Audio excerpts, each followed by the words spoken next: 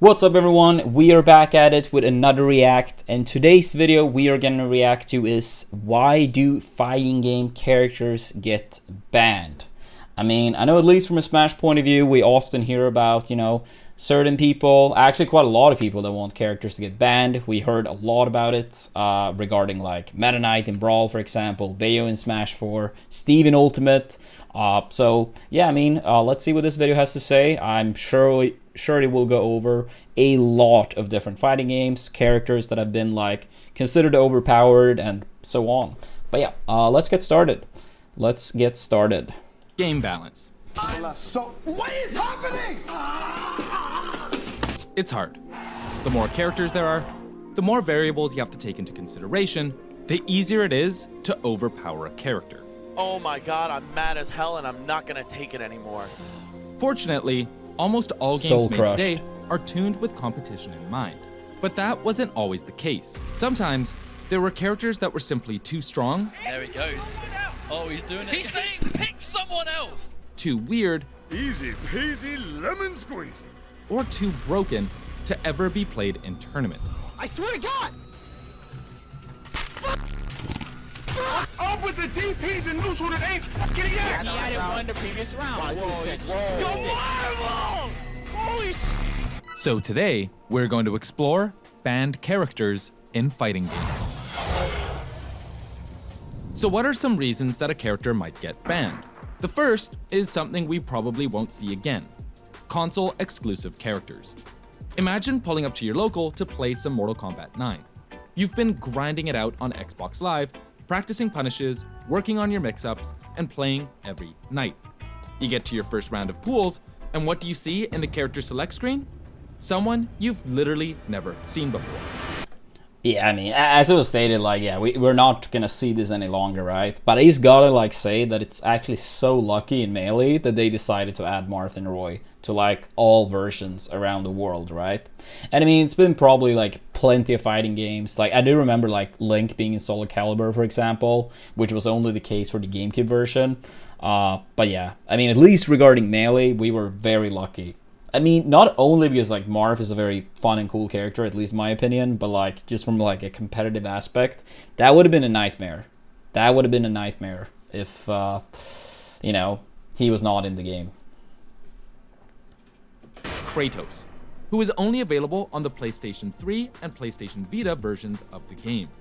Obviously, Xbox players facing off against a character they can't practice against is unfair, and if a tournament was hosted on Xbox, it would be unfair the other way. The solution was to straight up ban Kratos. Thankfully, console exclusive characters are more or less a thing of the past, something devs used to do to hype up the release of their game and attract a few more customers. Nowhere is this more apparent than the Soul Calibur series. So let's start with the big one, Soul Calibur 2. For OG fighting game players, they may remember the game having an exclusive character for each series of consoles. For the Nintendo GameCube, Link. For the PlayStation, Heihachi from Tekken. And Xbox players received Spawn, as a part of the newly formed partnership with Todd McFarlane, the creator of the character and graphic novel. Obviously, all three characters were banned. But there was one more issue with Soul Calibur 2's roster: Necrid, a new character designed by McFarlane, who was unavailable on the arcade version of SC2, which was released nearly a year before the home console version. With tournaments back in 2002 still being played on these archaic machines, Necrid was banned for the sake of competitive integrity. 6 years later, Soul Calibur 4 released, adding 3 more characters to the ban list. Of the 3, 2 were for the exact same reason. Yoda and Darth Vader, who were released for the Xbox and PlayStation respectively, were not tournament legal. But the third character, well... Yeah, Soul Calibur, it sounds like a pretty big outlier with how many banned characters. But I mean, yeah, based on what we have heard, I mean, I 100% agree so far. Like, if you have, characters being exclusive to one version, yeah, you gotta keep the competitive integrity, right? It's not like you can swap, like, mid-tourney, like, oh, we're gonna play on this console now, and then this one, and then that one. So, yeah, I mean, unfortunate, but also, of course, required, necessary. So, I mean, I fully agree. And, yeah, seems to be an issue of the past. We'll get to them later. Nowadays, console exclusive content is liable to get your company cancelled. so we don't have to worry about this problem anymore. So what other reasons might characters be banned? The next group can be categorized as hidden characters or boss characters. These characters are typically unlocked either by straightforward means such as beating the game's arcade mode or by inputting a button sequence to unlock them. These types of characters were supposed to replicate difficult bosses from the game's story mode, and were certainly not made with competitive play in mind. The most famous example is Akuma from Super Street Fighter II Turbo. To put it simply, this character was f***ed up. In order to pick Akuma in the game, you had to hover over Ryu or Ken for 3 seconds, then T-Hawk, Guile, Cammy, and finally back to Ryu or Ken, followed by pressing start and all 3 punch buttons simultaneously. If done correctly, players would earn access to Akuma, by far the best character in the game. Akuma is basically Ryu and Ken on steroids. He had way more damage, a flaming fireball that went through other fireballs and could guarantee knockdowns with the heavy version, an insanely fast teleport, an air fireball that straight up invalidates anti-fireball options like Zangief's Lariat, the ability to combo off of basically anything, and much more. Although Akuma would appear as a hidden character in future Street Fighter games, his Super Street Fighter II Turbo iteration was by far the strongest, rightfully earning him a ban for the entire competitive lifecycle of the game. Yeah, I mean, that just kind of like sounds and seems like, you know, oh, we're just gonna do this so overpowered to the point that it's just more like as a meme, right? That's at least what this crossed me off as. So, I mean, sounds pretty given, I would say. But it's always interesting with like characters and getting banned, like, because sometimes you have these clear-cut scenarios, right? Like this character, it was literally just added as a joke, like it's gonna be that much stronger, or you know, the character exclusive ones. So that's more like clear-cut, like this is what we should do.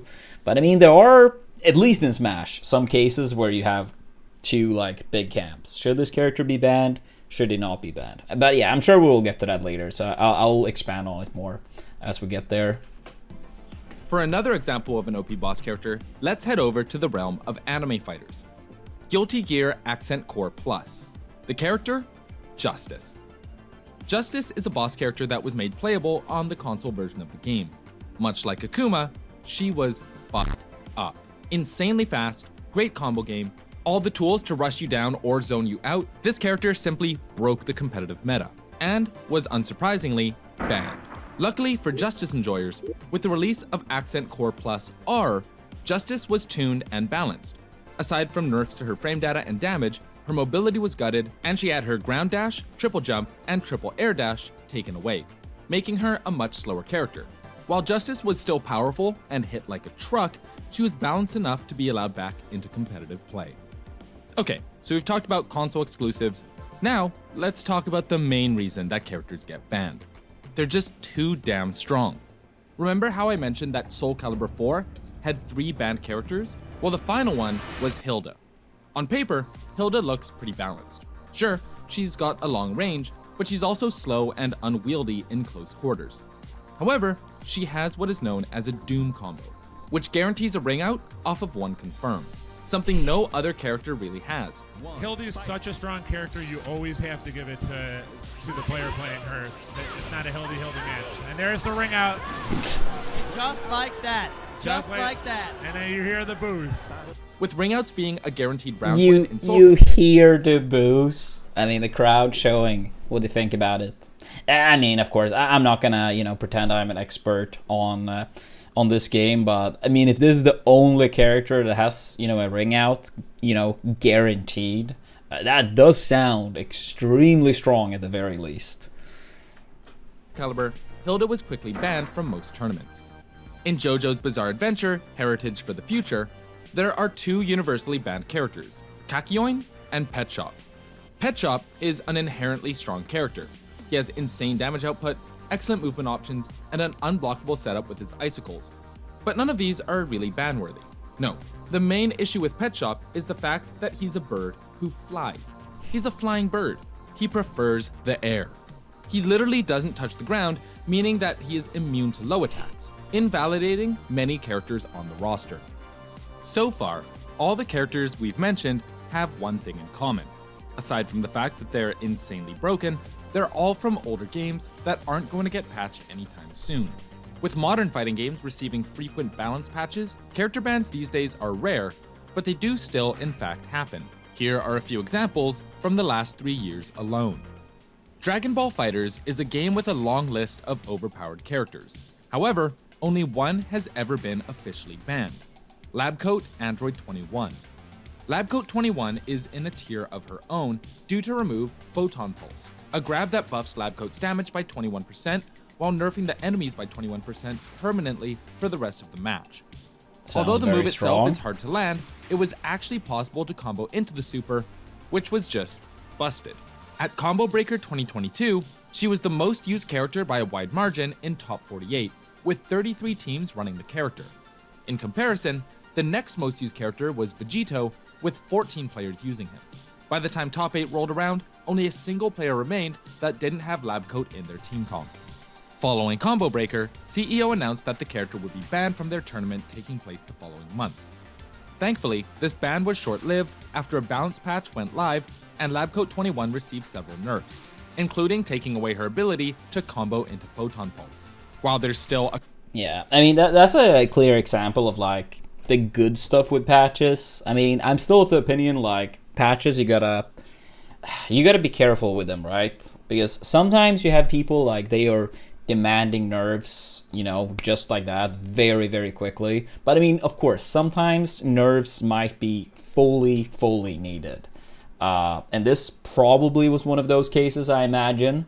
But yeah, I mean, I know based on like history with Smash that people are asking and demanding nerfs and like nerfing characters to the ground, basically based on nothing. I mean, I remember when Smash Ultimate came out. This is not me trying to like shit on Ultimate. I still think the game is fun, especially when you play against better players offline and quite a few matchups. But I mean, I used to use it as an example because it was like, I still played Ultimate quite a lot the first year. And I mean, I remember when Ultimate came out and people were like, you know, this character, absolutely broken, needs to get nerfed. I mean, I named Inkling, so I can use Inkling as an example. I remember when people were like, this character needs to get nerfed right away. Pretty much winning matchups across the board. People, you know, they could claim that after like 1 or 2 days of the game being out. Now, in hindsight, a lot of people rank Inkling in the 40s somewhere, and Inkling didn't actually receive any nerf at all. So, I mean, there are a lot of situations where people like, you know, jump the gun, rush into conclusions. But again, in some cases, they are not. A patch or a nerf, or maybe even a few nerfs, might be fully needed. So I mean, it's a fine balance, absolutely. A common pick, they're nowhere near as meta-defining as at Combo Breaker. Next, we're going to talk about Tekken 7. You knew this was coming. Tekken 7 has had its fair share of overpowered characters like Akuma and Geese, but the Season 3 DLC roster brought in some real bullshit. Leroy Smith and Fakumram. Let's start with Leroy. Like the other characters we've mentioned already, Leroy had it all: strong base tools, ease of use, and insanely high damage output with little to no risk. To demonstrate how broken Leroy was, let's travel back in time to EVO Japan 2020. Leroy had only been in the game for a month, but the general consensus was that he was the best character in the game. At this tournament, the top 3 players from the previous EVO Japan all lost and were eliminated by Leroy players before the top 8. Top 8 itself featured 6 Leroys, and when all was said and done, the eventual champion, Book, told players the secret to winning: just pick Leroy. After the tournament, many top players voiced their displeasure about the character, with one of the game's greatest players, Ni, revealing that out of the 960 participants at EVO Japan, around 80% of them were using Leroy, calling for the character to be banned. Instead, Bandai Namco released an emergency patch specifically targeting Leroy. As a result, Leroy escaped the ban hammer. Unfortunately, Fakumram... Yeah, I mean, I gotta say, though, that number is actually pretty crazy. That's actually pretty crazy. 80% of the players and the character had announced for, like, I think they said a month. And I mean, it was, like, at EVO as well. So, I mean, of course, the prestige is super high. People want to perform. But yeah, just pick Leroy. That's the strat. Or was the strat, at least. Was not so lucky. And he ended up getting banned from almost every tournament in one of the game's strongest regions, Pakistan. On top of his insane damage and great movement, especially for a character his size, Fakumram had to be banned due to his janky hurtboxes, which allowed him to escape guaranteed combos and start his own counterattacks. It's hard to blame the community for banning him, especially since Falkenram was released right after Liwon. Having two game-breaking characters back-to-back is enough to completely ruin the fun of a game, and Falkenram was the last straw for the Pakistan Tekken community. This leads us to the last reason a character might get banned in a fighting game, which is, sometimes it just feels like the right thing to do. There's no objective metrics for what... I like the fact that they were showing Bayo when it was like, it feels right. It feels right. I mean, Bayo is like, at least when it comes to Smash, like, one of the most hated characters from a, casual perspective. So, no, not even like casual perspective. I mean more like from a just viewing perspective. People watching tournaments. There's a lot of Bayos in top 8s. A lot of them had like at least 4, sometimes more. I don't know. I'm not going to say I'm knowledgeable enough on Smash 4 in particular. It's the Smash game I played the least by far. I played a lot more Brawl, a lot more Ultimate. So Smash 4, when it comes to Smash at least, my least knowledgeable Smash game. But yeah.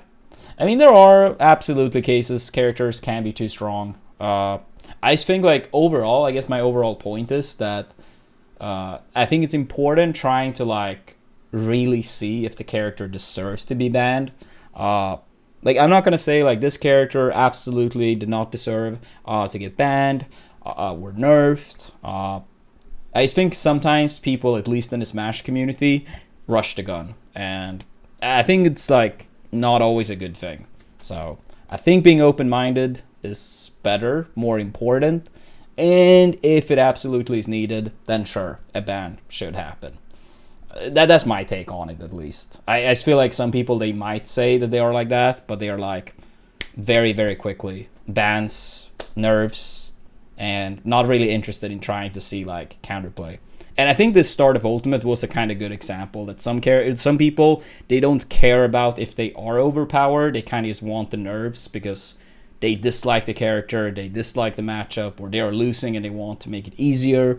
Again, not everyone that is saying that is acting like that, but I feel like it's a significant portion, at least in my experience. Gets a character banned. And often, it's up to the community to decide what version of the game they want to play.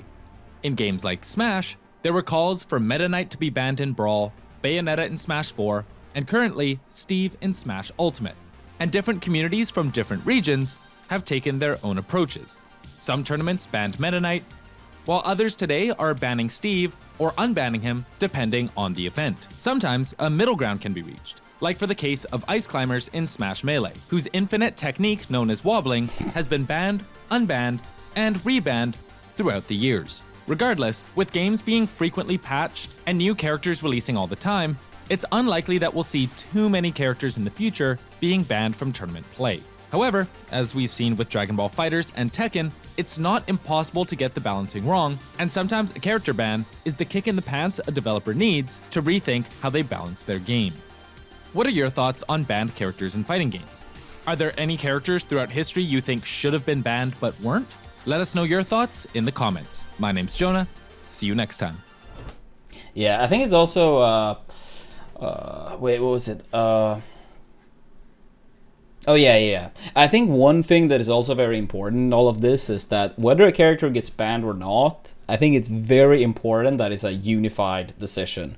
So if you have a character, let's say Steve then, for example, if he gets banned, then he should be banned everywhere. And if he's not banned, then he shouldn't be banned anywhere. Basically, I think it's important to have like a unified rule set and like communities, throughout the world, like the US, Japan, Europe, and countless of other places. I think it's important that they try to like listen to each other and come to a unified decision, because you don't want to have these type of scenarios where it's like, oh, this character is banned here but not there. It might discourage some people from traveling because they disagree with the rule set. I mean, maybe it's not always possible to like come to a consensus, but I think it should be encouraged trying to get to such a conclusion. But yeah, I mean, solid video for sure, and I do agree with it a lot.